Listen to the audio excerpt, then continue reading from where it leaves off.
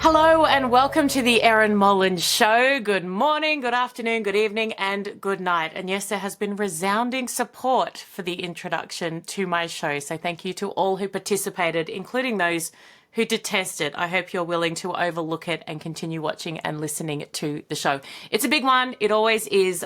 Gazelle is my guest today, my special guest. Not as special as Tali, who's clearly sitting right next to me, but she is my major interview, which is coming up. Her father was killed by the Iranian regime. Reports this week they are on the brink of collapse. Her insights into this are invaluable. We'll chat to her very, very shortly. But first, Tali Shine, welcome. Thank you so much for coming in. Thank you for having me again on my favourite show. Always. I mean, you've got good taste. You always have. I want to go through the headlines and start with Donald Trump's press conference. Now, he spoke from the Oval Office announcing that the US military has conducted a lethal strike in the southern Caribbean against a drug vessel which had departed from Venezuela. And of course, he had announced earlier that they were building up a military presence there. There's also a big bounty on the head of the president, who not really, I mean, he's a drug lord essentially. What do you think of this move and the US getting involved? Well, it's such a boss move. But also, let's keep in mind that when President Trump was running his re-election campaign, two of the issues that he was so important and that got him elected by such a huge majority were combating illegal immigration and combating illegal drugs coming into the country. So there is no surprise that he is hitting this head on in a very targeted strike. What was really interesting to me is when he did this with Mexico, Mexico said, you know what? We're a trading partner. We want to have a good relationship. So the Mexican government really worked with Trump. They have started getting rid of the fentanyl. They've started, I think 750 illegal drug labs have been dismantled by them. They've also done a lot of arrests. Whereas then what we see in Venezuela is the president coming out and saying, let's have a civilian militia. Like the tiny dog trying to bark at the big dog, you're not going to win. And then also deploying their own military to actually try and threaten America because America wants to keep America safe for American people and not have fentanyl and illegal drugs crossing. It's crazy. It is crazy. And you make such a good point with Mexico. There's a way if you are a weaker country to deal with Donald Trump, and there's a way not to. The way to deal with Donald Trump, even if you dislike what he's doing, is to play ball. Because he's bigger, stronger, more powerful, and he's looking after his own country. And it's not like he's doing a bad thing. And because what they're doing is illegal, and it's harming people and killing people and causing crime. So, you know, it just goes to show the state of Venezuela, and it's really sad because it's an oil-rich country. It's a beautiful country, but because of this corrupt government, the people are living in poverty and they're being coerced into uprising rather than being able to live a peaceful, wonderful life that they should be able to. They deserve 50 million, I think, on the head of the Venezuelan president for information leading to his arrest and conviction. So if you've got any, it could be a very big payday and you'd be doing the world a wonderful favour. Now, lucky, Tali, Donald Trump was alive to deliver this press conference because the rumour mill, and yes, really exasperated by the lefties, the Democrats, etc., that maybe he was dead. Who didn't say anything when they had a president in Biden who would literally disappear for weeks, who didn't do press conferences, and who certainly didn't do interviews. In the last week, I've heard President Trump call into radio stations, television shows, and we've seen him a lot. He did Scott Jennings of CNN fame, but also on Salem Media, who's got a great radio show now as well. He called into that show. But have a listen because Peter Doocy from Fox asked Donald Trump about the rumours of his demise. Have a look. Viral social media trend over the weekend. How did you find out over the weekend that you were dead? You see that? No. People didn't see you for a couple days. 1.3 million user engagements as of Saturday morning about your demise. Really? I didn't see that. You know, I have heard, it's sort of crazy, but last week I did numerous news conferences, all successful. They went very well, like this is going very well. And then I didn't do any for 2 days, and they said, there must be something wrong with him. Biden wouldn't do them for months. You wouldn't see him. And nobody ever said there was ever anything wrong with him, and we know he wasn't in the greatest of shape. No, I heard that. I get reports. Now, you knew I did an interview that lasted for about an hour and a half with somebody, and everybody saw that was on one of your competitors. So, yes, he makes that point, doesn't he, that Biden essentially didn't talk for months on end, and they were like, he's sharp as a tack. He's great. CNN again in the morning show, and he's amazing. And 2 days over Labor Day weekend. Like, I don't think there has ever been a president that works this hard, that sleeps this little, and that is this on, crisscrossing countries, doing interviews, signing executive orders, getting things done. He's allowed a day and a half off over Labor Day. I mean, let's not get too generous with him. We do like to see and hear from him every day. You particularly as the greatest Trump fan in the world. He was actually, in this time that he had allegedly disappeared, he was on Truth Social. So he was actually in contact. And that is his direct voice where we can actually hear from him. And you can tell by the way that it's worded that it's definitely him. Not even if someone else is typing it, which we know because we saw from some of the pre-election stuff they shared, he is dictating every single sitting word. There and making sure that we are hearing what he wants us to know. That's exactly right. Okay, now Australian Senator Alex Antic has said something in Parliament that caught my eye. Now, we tend to focus more on international politics here on this show, but I think you guys will love this. So this is in response to alleged discussion at a Labor conference regarding how else can we take more money off our people and tax them because we're really bad at handling the economy. So let's tax them more, and infrastructure and basically everything, immigration, the whole shebang. And they've suggested a spare bedroom tax. So Alex has actually said this, and I'm going to play it for us and we'll play it for you as well. This, after all, is a high-spending socialist government, and we know the old adage, I think it was Margaret Thatcher, who said the problem with socialism is that eventually you run out of other people's money. So I thought to myself we could come up with a couple of suggestions of things that might be considered at the next, what do we call it? Economic Reform Roundtable was the language used. What about, for example, a pet tax? Because Australians love We'd be pets, okay with that. And Your daughter definitely would. For pets. And pets produce carbon, so we don't like that. That's bad, apparently. And you can put it on a sliding scale, and it also achieves the other socialist goal of creating a miserable world as well. So that is What something. about a second child tax? I mean, it's protest so tax, we've seen that ridiculous. comfortably. You wouldn't, of course, you've got to be careful. You wouldn't want to tax Extinction Rebellion protests, just the ones where they take the Aussie flag.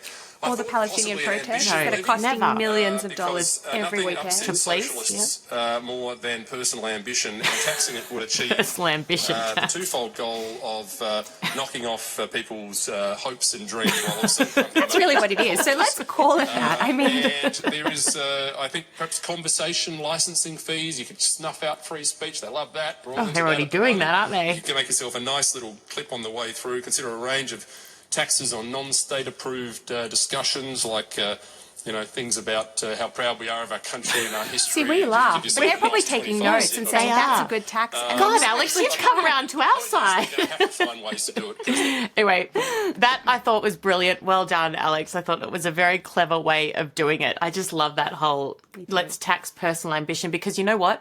People who are ambitious, people who want more, people who are driven are such a threat to what they want, which is everyone to be on welfare and needing them, like little meerkats. Does that look like And a meerkat? Australia will become like the UK is now, with every business person leaving and taking thriving Yes. businesses out, and everyday people will suffer. That's exactly right. And if you haven't watched Tommy Robinson, watch my interview with him in yesterday's episode. Heard so much about him prior to doing this, but listen to what he says and then you tell me if he is what they say he is. Eli Sharabi, hostage, who was held in Gaza, he's in Australia at the moment speaking, and you went and saw him last night. You guys have a quick look at a little bit of his release. איך אתה מרגיש? אני מרגיש מאוד מאוד שמח היום לחזור למשפחה ולחברים שלי ולאשתי ולבנות שלי. Tali, that image is forever etched in our minds. How was he last night and what did he have to say? It was so gut-wrenching. He's an amazing person who is so resilient and is so strong, and kept saying how he chooses life even though he went through some of the things he told us that I wish that people that were protesting, and people like Greta who will not condemn the terrorists had heard.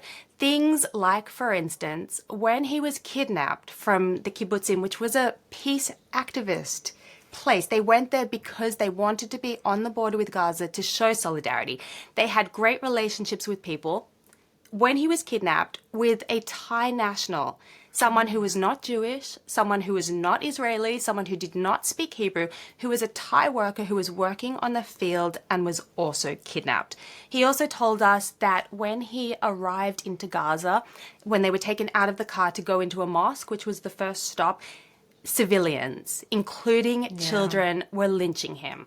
These are the peaceful civilians. These were not the Hamas terrorists. He said the Hamas terrorists actually had to take them away because they were being lynched so much. They went into the mosque, and it was from the mosque that they were taken underground and held in tunnels.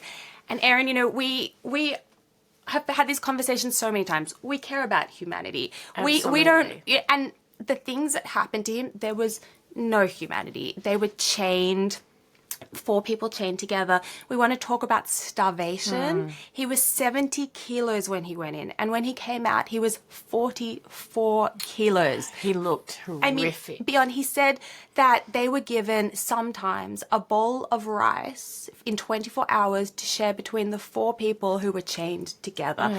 There is no humanity. There was actual starvation. The things that he went through are so horrendous, and this is what people need to actually understand is happening and why there is this war. And his brother's body is still held. He was taunted about his family. When he got back to Israel after he was released after 491 days, he then found out that his daughters and wife had been murdered on October the 7th, and they were British nationals.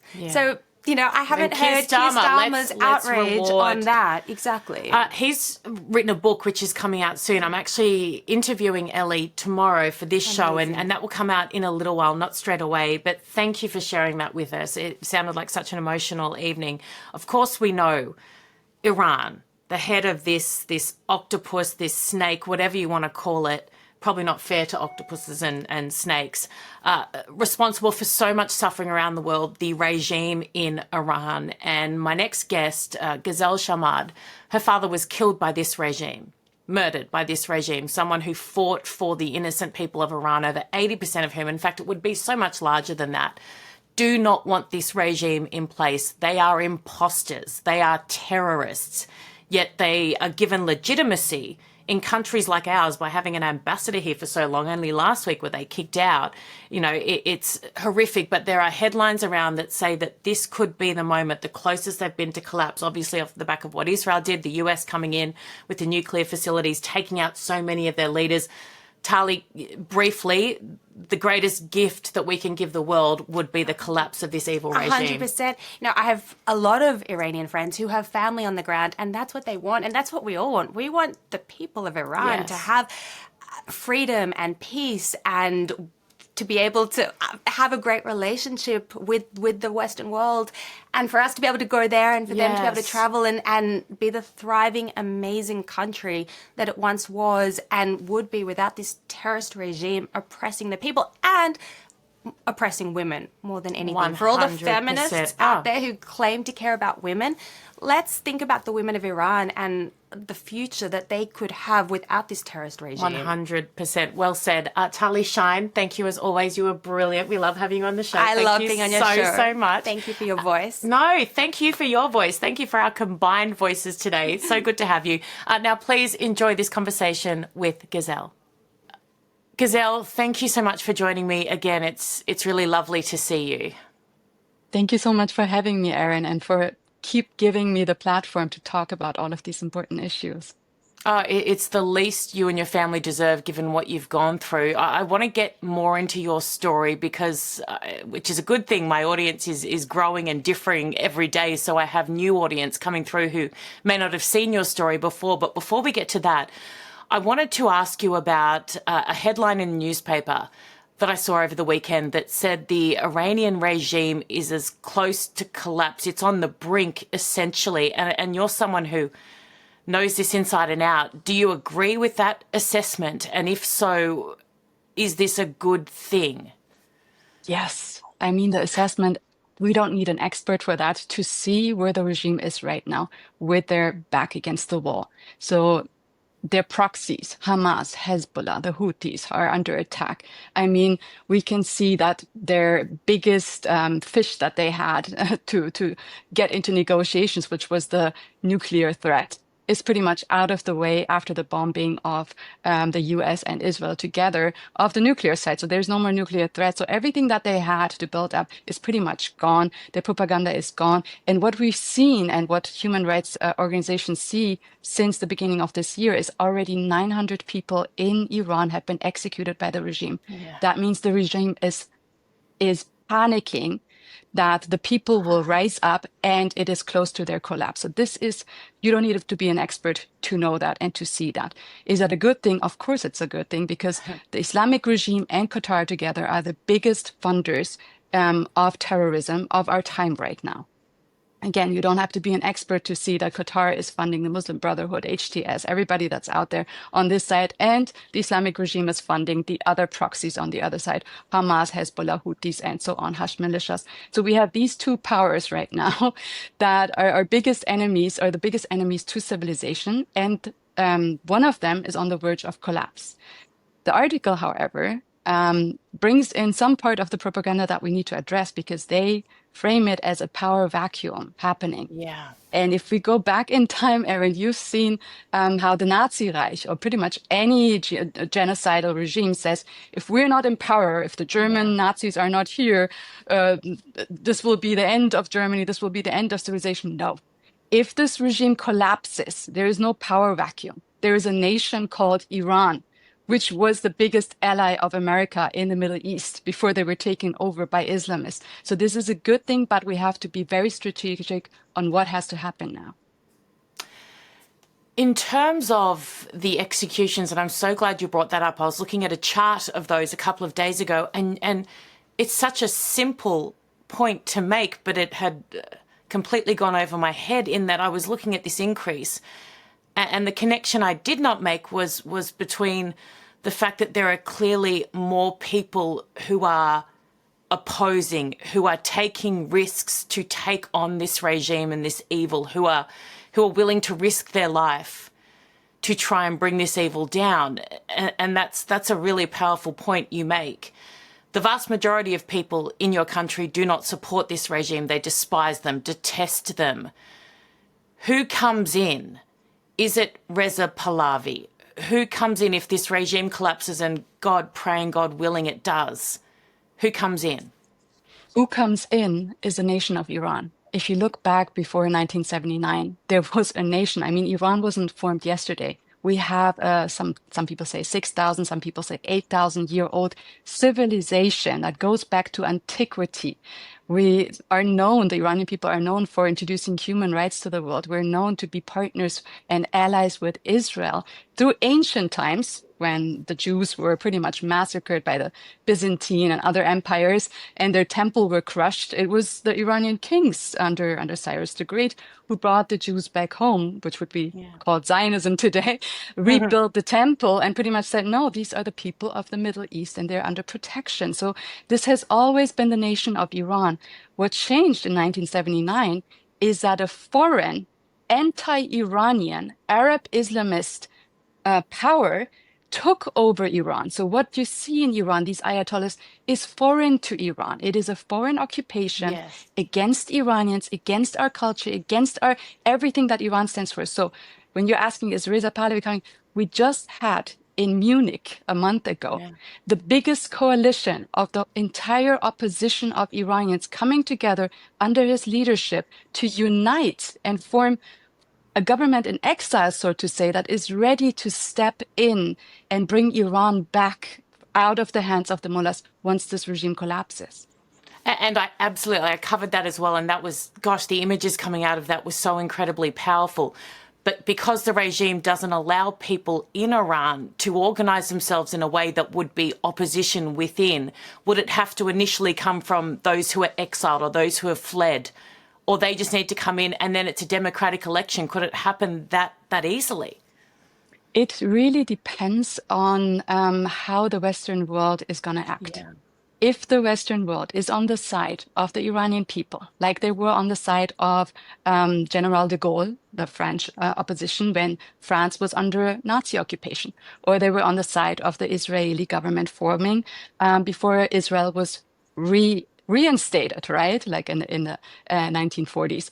So when the Western world or the free world is on the side of the indigenous people and supports a government coming in, it can be the least amount of bloodshed and it can be the least amount of problems. If they are not, which unfortunately we've seen in the last 46 years, the Western governments, Australia, Europe, and America, under bad influence and bad decision making, have been negotiating with the terrorists, have been negotiating with those that use the Iranian money, their existence. legitimizing their existence as a government, while the people are screaming, this is not our government, this is a foreign occupation. How did we have an ambassador to kick out? How did we have one?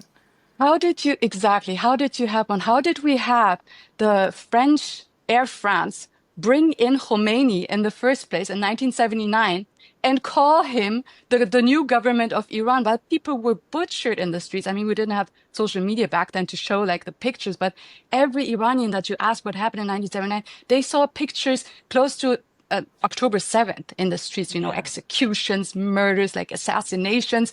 And the rest of the world was celebrating Khomeini as the government of Iran, just like they're celebrating the terrorist al-Jolani, former HTS, al-Nusra, al-Qaeda, as the president of Syria right now, and are saying that he brings stability. Welcome. Exactly. Here's a red carpet, photo opportunity, shake your hand. But no, I mean, President Bibi Netanyahu can't come in, or a president, you know, no, God knows, a war criminal, but please allow me. It's insanity. Exactly. Tell me why you care so much. And it's not just because it's your home, and that would be enough reason for anyone. But for those who don't know your story. I mean, on one side, it's a personal story, because they've taken my father from me. They've taken the dad that I had all of my life, my mentor, my teacher, my everything, my best friend. They tried to assassinate him here in Los Angeles. They kidnapped him, took him to Iran. He was not in Iran. They took him to Iran through an international kidnapping, tortured him for 4.5 years. And last October, they murdered him. And we last spoke in March this year, Erin, when I was about to go to Germany, where his corpse was being shipped to, and we're still in the process of getting him home to America. That's another battle. But when I went there, I found out through the autopsy and through seeing my father that they had cut my dad into pieces. So they had cut out his heart, they've cut out his tongue, they've cut out major organs. He was just like, we couldn't even recognize my father when we saw him there. And this is just like the beginning of the evil that you can understand when you see your own father mutilated by these terrorists. Why? Because he was the voice of the opposition. He was the voice of the Iranian people that these Ayatollahs fear so much.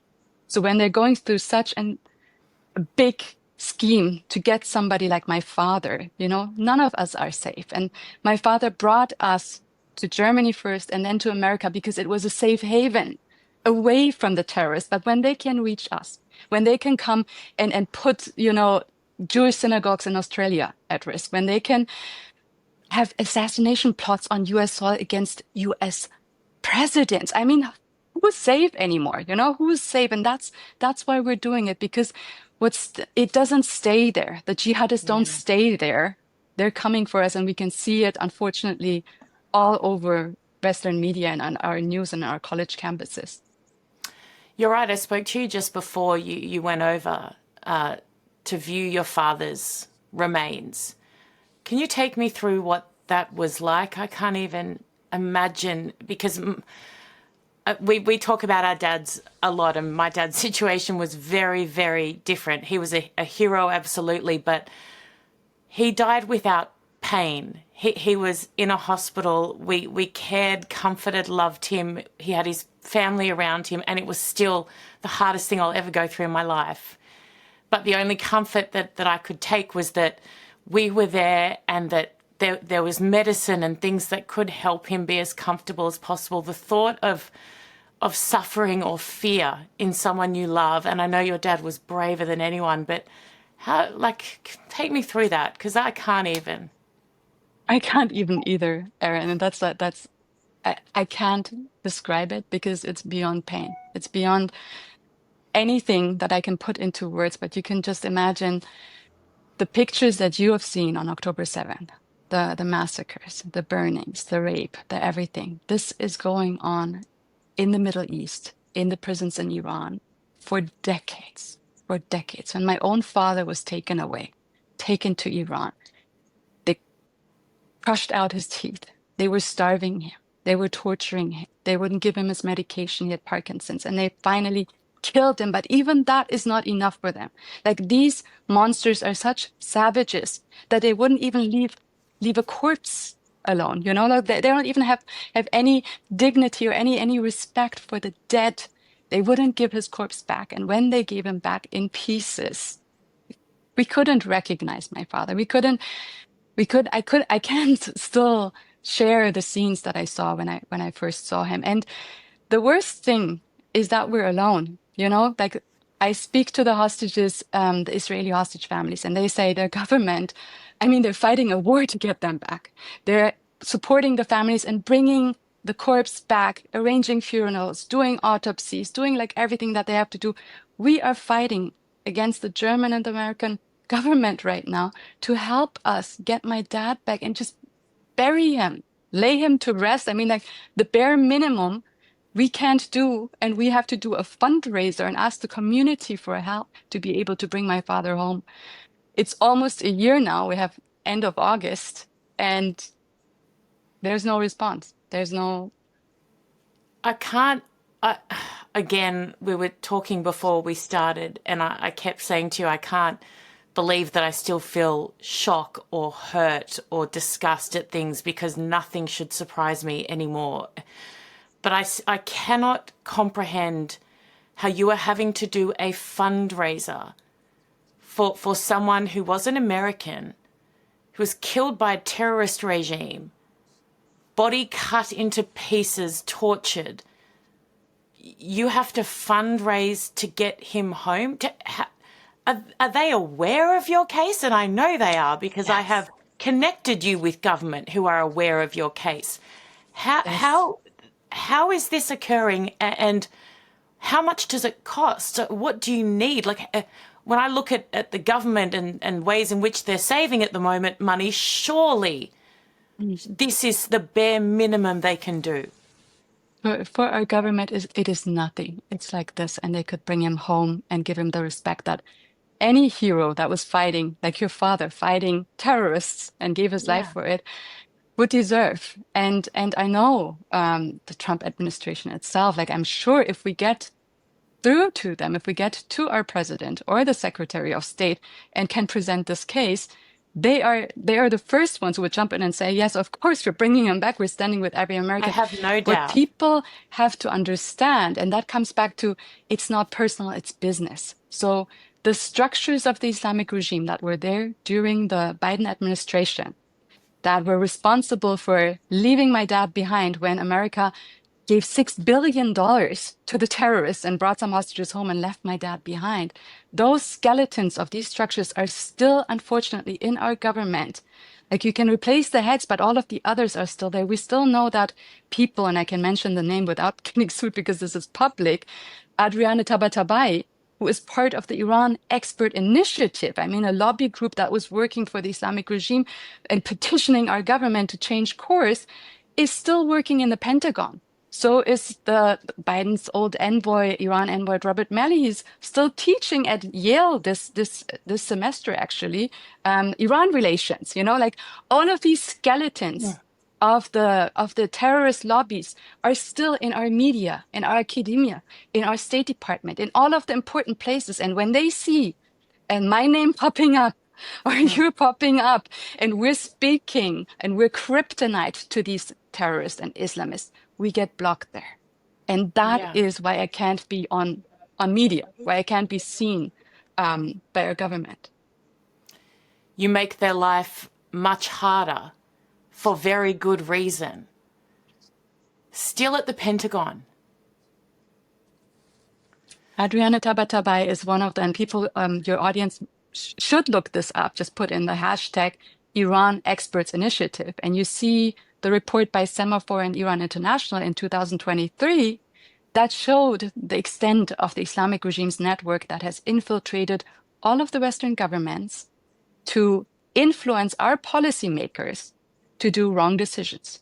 That is why we have college campuses full of American and Australian kids brainwashed through years to scream and to act against their own interest, because the Islamists found out you cannot take over Western nations, Western civilizations by just, what they did on October 7th in the Middle East, going in and killing people. You have to crumble them from within. Exactly. So that's the structures that are there that we have exposed over and over again, and they are not dismantled yet. They are still there. I have an incredible audience, some very well-off audience. How can people help if they want to help? And even those who are not well-off, who can only give a little bit, they're incredibly generous. How can people help you get... This feels so... It's pathetic. It is pathetic that I am asking an audience to try and help bring your dad's body home when he was a hero who fought against terrorism. But this is where we're at. How can people help? We have, of course, the most direct way is our GoFundMe. For Jimmy, you can find it on GoFundMe. You can find me on Instagram, Free Jamshid Sharmahd, or on X, Gazelle Sharmahd, and you will find our fundraiser. Thank you. You can find us there, and you can share it with anybody you think is interested in giving at least a last respect to a family that has fought tooth and nail against this terror that is affecting us all. That would be amazing. But I think all of our people, like in the Western world, we see the dangers, and we see that we in democracies today, still the highest power is with the people. We elect our governments. We decide what happens. We don't have some warlords there making decisions for us. So what I would recommend is that everybody petition their own government. We have a huge Iranian and Jewish lobby in Australia and allies that work together, that we're able right now to close the Islamic regime's embassy, but that's not enough. The IRGC has to get on the terrorist list. The most important thing that people have to focus on right now is that the E3 put in the snapback mechanism, and that's very, very important to explain. Can you explain that to my audience? Yeah. Absolutely. The snapback mechanism is pretty much a bunch of, we're very, very, very basically, a bunch of crushing sanctions by the United Nations that we had on these Islamists, on the Islamic regime before 2015, before Obama came in and created the JCPOA and lifted all of these sanctions and gave the Islamists hundreds of billions of dollars in assets and trade and all of that kind of stuff that made the Islamic regime so powerful that they were able to finance Hamas, finance Hezbollah, finance the Houthis, do all of these terrorist attacks. Without the JCPOA and lifting of these sanctions, they would have been crushed. So right now, the snapback is activated. Until October 18th, the UN has the chance to put in a new resolution which would forever keep these sanctions away. The only way this can be stopped is through one veto power. Either France or the UK or the US have to put in a veto. If they don't, the regime wins. That means oil sales to China. That means billions and billions of dollars that will finance exactly all of these October 7th, all of these wars, all of this anti-Semitism in the Western world. So if you want to stop that, you have to petition in the West, these three countries, France, UK, and US, to put in a veto before October 18th, before that expires. It says so much about you that I give you an opportunity to plug your GoFundMe and you say, but more importantly, this, and that's why you are the woman that you are. But I will add the link to the GoFundMe, and I, again, falls on deaf ears sometimes, it feels, but it also doesn't, because I have faith. We will continue this fight alongside you to get your dad home and to get justice, and not just for you and your family, but the people of Iran. And can I again commend you for being the greatest when it comes to picking up anyone. And this is another good opportunity to remind people, and people in the public eye and people with a platform, people in the media, do not call the regime Iran. It matters so much. I didn't understand this till I had you on my Sky News show, and you picked me up on that, because you'll often, I try and say the Chinese Communist Party instead of China, and that's a different situation. But, in the US, you can say the US, because it's a government elected by its people, but not in Iran. Yes. Just another quick reminder, because I see it all the time, and I am 99% of the time incredibly conscious. But why does it matter? First of all, this regime came to destroy Iran. So these are the arch enemies of Iranians. The Ayatollahs are not ethnic Iranians, not by ideology, not by anything. They came, and Khomeini, when he came in 1979, said, I will burn down Iran to light the flame of Islamism. So that's not an Iranian government. No. That is a foreign power like Hamas or somebody taking over Australia right now and would say, I will burn down Australia to light the flame of Islamism. You would not call that the Australian government. No, You would say, never. these are the, exactly. So that's what the people of Iran, exactly. A foreign occupation. That's what the people of Iran are calling it, a foreign occupation. So number one, it is factually wrong. But number two, the Islamists have learned if they use statehood, they get a lot of perks. That's why Hamas wants to have a Palestinian state. That's why Hezbollah wants to have a state. That's why Taliban took over Afghanistan. That's why HTS want to take over Syria, because then you get diplomatic immunity. You get trade deals. You can use the resources of the country, like oil and everything, gas, and to fund your terrorism. And nobody can tell you anything, because all of a sudden you're the government of the country. Yeah. You can kill people. Yeah. Yes. And that is when we legitimize these terrorists as states, all the others are watching and doing the same. And next thing you know, there is a Hamas state, and there is another state and another state. That's how the caliphates were built. That's what they want to achieve. Stop their propaganda by telling them you're the Islamic regime, you're foreign, you are not Iran. That's what the Iranian people are saying, and they will reclaim the country. Absolutely. Obviously, Israel did the world another wonderful favor with a whole bunch of the Houthis. And I saw, some ignorant idiot saying the Prime Minister of Yemen, they have no idea that these are terror. They're not nation states. They don't represent them. It's just, it's complete stupidity. But you can see the motivation why they think they're a chance, because of Iran. Yes. Because of Iran, because of how the Ayatollahs sold the world the statehood thing. Like, we're a state. What exactly? Like, how do we not see that these people, just like funding directly? No, everybody can show that they're funding directly Hezbollah, Houthis, Hamas, right? They're not funding the Iranian people. We have a water crisis in Iran. Yeah. We have starvation in Iran. We have executions, which is a massacre every 6 hours. An Iranian who stands up against the regime is hanged from a crane. Why is that not in the news? Because there's a state, right? That is exactly what is going on.